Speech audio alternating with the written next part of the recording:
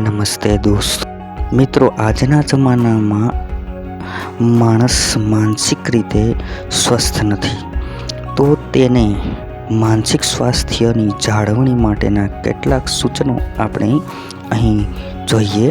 આપની સમક્ષ હું રજૂ કરું છું. વિશ્વાસ રાખું છું કે આ વિચારો તમને જરૂર ગમશે.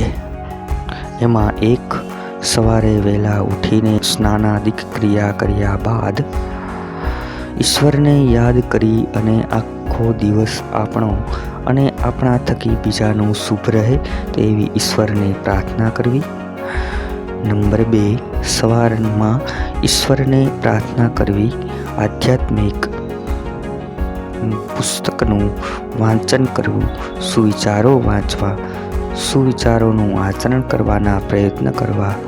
10-15 મિનિટ યોગ ધ્યાનમાં બેસવું. સવારે ટાઈમ ન હોય તો રાત્રે જમીને કલાક પછી બેસી શકાય. નંબર 3, હે ઈશ્વર, મને પવિત્ર બનાવો, સરળ સ્વભાવનો બનાવો, નિખાલસ બનાવો, નિર્ભય બનાવો, સંપ, સુહૃદભાવ, એકતા ના વિચારવાળો બનાવો, સ્થિર મનનો બનાવો, ખૂબ જ આત્મવિશ્વાસવાળો બનાવો એવી પ્રાર્થના કરવી.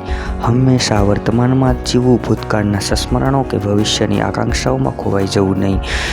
નંબર 5, જીવનમાં ભય અને ચિંતાને સ્થાને ઉપયોગી પ્રવૃત્તિમાં પુરવાઈ જવું. નંબર 6, ટેન્શન રહિત અને આરામદાયક જીવવું.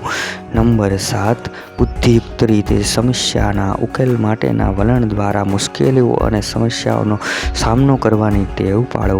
નંબર 8, શક્ય હોય તેટલા ઝડપી નિર્ણય લેવાનું શીખો. વધુ વિચાર સંઘર્ષ જન્માવે છે. નંબર 9, વાસ્તવિકતા સાથે સતત સંપર્કમાં રહો. પોતાના જીવનમાં જે પ્રમાણે ઘટનાઓ ઘટે છે તેનો ખેલદિલીપૂર્વક સ્વીકાર કરો. નંબર 10, મિત્ર સર્કલ બનાવવાના પ્રયત્ન કરો. એકલ પેટા રહેવું નહીં.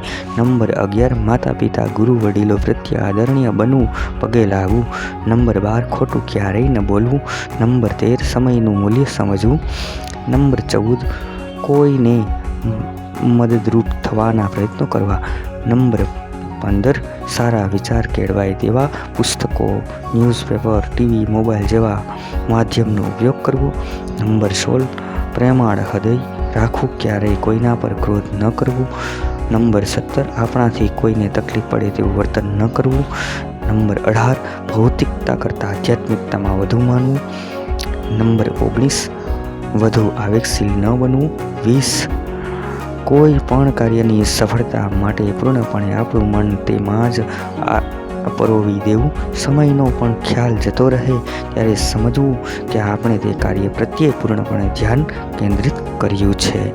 21, મનને કે જેટલું તમે પવિત્ર રાખશો તેટલું તેને સંયમમાં લાવવું સરળ બનશે. 22, કોઈને તુકારેથી બોલાવવા નહીં. તમે હમે કહીને વાત કરવી, ભલે તે ઉંમરમાં આપણાથી નાના હોય.